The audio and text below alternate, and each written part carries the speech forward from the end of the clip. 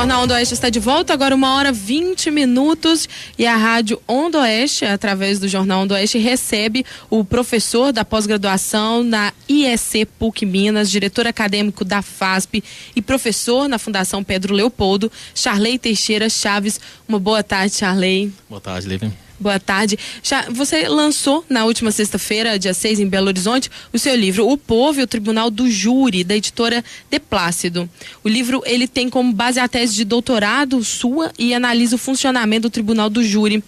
Para começar o nosso assunto aqui, eu queria te parabenizar pelo livro, né, pelo lançamento. Obrigado. E gostaria de começar falando sobre o título do livro, O Povo e o Tribunal do Júri. Esse livro que já estão comentando, não vai ser só um livro, vai servir de base para estudos também acadêmicos e talvez até para novas leis, né, para alguma coisa maior aqui no nosso país, né? E eu queria que você falasse da sua inspiração para tomar esse título do livro e estudar essa área. É um trabalho extremamente voltado para uma pesquisa. Nós tentamos objetivar primeiro separar o que seria povo e o que seria jurado. Porque na realidade nós temos uma ideia secularizada de que os jurados seriam os grandes responsáveis pela decisão. E isso vem lá das ordalhas, ou seja, aquela ideia de falta de fundamentação. E o trabalho foi concentrado justamente para tentar desmistificar a ideia de povo e jurado. São dois conceitos totalmente distintos e levou a uma confusão de que o júri é formado por povo. E, na realidade, o conceito de povo é muito maior do que o próprio tribunal do júri. Na realidade, aqueles 7 jurados que permanecem julgando ali são jurados, juízes de fato e de direito. E não representa claramente o povo como conceito macro, né? E aí o trabalho passou por uma questão histórica, né? Nós passamos por uma questão de construção histórica, pegamos e analisamos vários modelos, modelo inglês, modelo americano, modelo espanhol, modelo português, modelo francês, e dentre todos esses modelos a gente percebeu que o Brasil, ele adota um modelo que foi secularizado pela história e que não foi, e foi mitificado com bases inquisitoriais. Por quê? Porque os 7 jurados que decidem os crimes dolosos contra a vida, eles não são obrigados a fundamentar. E isso já foi uma discussão muito grande em outros países. A Espanha, por exemplo, na Constituição da Espanha, coloca claramente que os jurados são obrigados a fundamentar. Eles trabalham uma ideia simples de que o povo, ou melhor, os 7 jurados, têm a simples compreensão daquilo que está sendo visto e eles têm condições de fundamentar. É como se fosse eu analisando um filme. Eu vejo um filme, eu consigo chegar a alguma conclusão. Então, na Espanha, os jurados são obrigados a fundamentar. Em Portugal, é extremamente interessante. O sistema lá chama sistema assessorado. Ou seja, não é um sistema só de júri do povo, ou cidadãos. Basicamente é formado também com juízes. E lá também é obrigado a fundamentar. Na França tem uma peculiaridade que os jurados eles têm que discutir a prova antes e debater. O modelo americano, eles falam que não tem fundamentação, mas o estilo do sistema da common law é uma cultura extremamente diferente. É considerado a ideia de que há fundamentação pela discursividade. Os jurados conversam entre si. Lá nós temos a figura chamada foreman, que é o jurado que vai encabeçar a decisão, e eles vão discutir, debater. E lá só há decisão se for unânime, como regra, né? Como se for unânime. Então, a ideia de discursividade, de debate entre os jurados, mesmo que não tenha a descrição da fundamentação, é uma espécie de fundamentação, coisa que não acontece no Brasil. Como são escolhidos esses jurados fora do Brasil? Porque aqui eles são escolhidos, né? E depois sorteados. E os sorteados formam esses 7 componentes que vão avaliar o caso, né? E fora daqui, como que funciona essa escolha dessas pessoas? Vamos pegar o primeiro exemplo do modelo americano, né? O sistema americano adota o sistema de jurados pela ideia de representatividade, e essa representatividade tem que ter pessoas com contrassenso, com opiniões diferentes. Justamente para ter esse debate, eu tenho que ter pessoas de esquerda, direita, opiniões diferentes, justamente para que chegue à unanimidade. E outra coisa, todos os outros modelos adotam uma ideia de júri par, com número par. O Brasil é um número ímpar, né? Lá não é número par, porque justamente a unanimidade é justamente para alcançar se foi o veredito de forma a condenar ou absolver. Então, essa questão do júri, eles trabalham uma ideia de cidadania, uma ideia de conscientização, coisa que ainda falta. A gente tem que trabalhar uma ideia de cidadanização do nosso povo, ou pelo menos para poder tentar compreender, senão ele cai em uma situação de um jogo de falácias, de argumentos, onde que ele vai decidir sem saber o que está decidindo. E o trabalho justamente é um trabalho iconoclástico, ele tenta buscar retirar essas ideias da influência. Até mesmo eu tenho um capítulo sobre a mídia, justamente como que a mídia influencia, né? A mídia, ela tem todo um empoderamento, toda uma força, todo um poder, justamente para tentar trazer alguma realidade. Porém, para o processo, isso se torna ineficaz, porque isso não é debatido. Os jurados no modelo brasileiro, que como eles não fundamentam a decisão, então ele tem uma facilidade de pegar qualquer espécie de argumento e colocar aquilo pelo sim ou não. Ou seja, qual foi o motivo da decisão? Se eu pensei nesse sentido ou naquele sentido, não tem um esclarecimento. Então esse é um dos grandes problemas do Tribunal do Júri brasileiro. O modelo americano trabalha uma ideia de representatividade, a ideia lá há uma discursividade, há uma oportunidade dos advogados entrevistarem as testemunhas, ou melhor, os jurados, para justamente saber qual que é a fonte, o pensamento, se é radical, sobre opiniões religiosas e por diante. O modelo brasileiro não tem isso.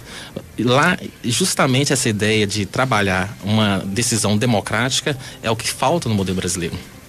Muito interessante. Charley, você acredita que as autoridades que possam ler o seu livro, esse artigo, eles podem trazer alguma mudança para o Código de Processo Civil do nosso país?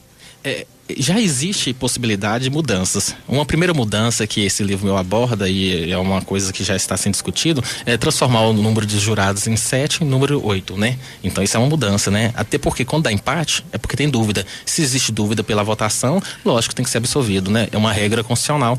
Se existe dúvida, a gente não pode condenar uma pessoa sempre que existe dúvida, né? E esse trabalho, ele foi testificado por inúmeros autores, né? Na minha banca de doutorado, nós tivemos 5 professores, dentre eles juízes, né? Eu tive também na TV Justiça, onde eu tinha um desembargador aposentado, que também sabatinou, e também um defensor público do Tribunal do Júri, né?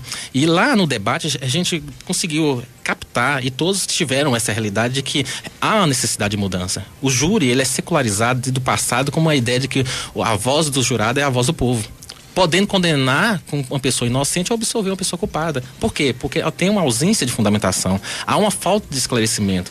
O juiz togado, o juiz concursado, ele simplesmente decide com a vontade dos 7 jurados, porém não tem o esclarecimento do que é isso. Por quê? E qual o motivo? Só pra você ter uma ideia, o modelo brasileiro dentro da América do Sul, só Colômbia é igual ao Brasil. Todos os outros países abandonaram o Tribunal do Júri brasileiro.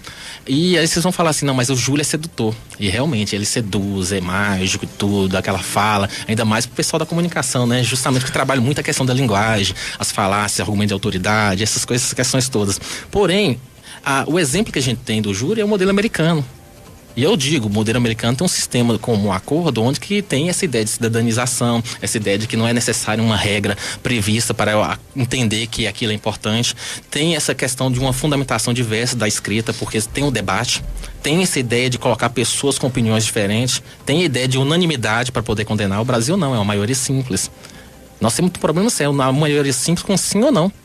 Tem jurados que ficam horas e horas aí no julgamento, ele fica doido, tá pensando numa novela, tá pensando em problema em casa, aí ele fala sim, não, simplesmente para se livrar. E aí nós não temos um lastro de vinculação do jurado nosso naquilo que está sendo decidido, e é muito sério. Com certeza. Essa fundamentação, como seria a fundamentação no caso do jurado? Cada um teria que fazer a sua própria fundamentação. Isso. A questão da fundamentação foi uma das grandes polêmicas da minha tese, né? O modelo francês tem uma ideia de fundamentação de que eu coloco a prova em debate, a evidência em debate. Então, os jurados só poderiam admitir aquela prova em debate. Nos Estados Unidos, os jurados recebem a ideia de toda discussão, só que o juiz tira a prova ilícita. Há uma lista daquilo que pode ser trabalhado. Vocês podem perceber naqueles filmes que o juiz fala assim, jurados, desconsideram isso. E é para desconsiderar. O modelo brasileiro não tem desconsideração de nada. Tudo que é falado, dito, entra no ouvido, sei lá se influenciou ou não. E aí esse é o problema. Então o jurado, se ele quer condenar, ele tem que articular. Eu não sei, eu não fui formado em direito, tudo bem, mas ele tem condições de extrair o significado daquilo que foi exposto ou colocado. E a ideia, justamente, se foi mal exposto, é justamente o jurado falar assim, não, eu quero que repita um entendimento, alguma coisa que ele ficou à margem do aclaramento. Então a ideia é que, se eu vou assistir um filme de ficção, que normalmente nos comove, a gente sai com inúmeras conclusões, né? por que no julgamento a gente tem essa condição. Lógico, eu tenho que trabalhar também uma ideia de educação, eu tenho que pegar uns jurados que tenham, seja no mínimo alfabetizados, justamente para poder compreender aquilo que está sendo debatido. E isso é uma questão de cultura, é uma questão de evolução para entender que os jurados têm condições de extrair significados daquilo que foi debatido. Muito bom mesmo.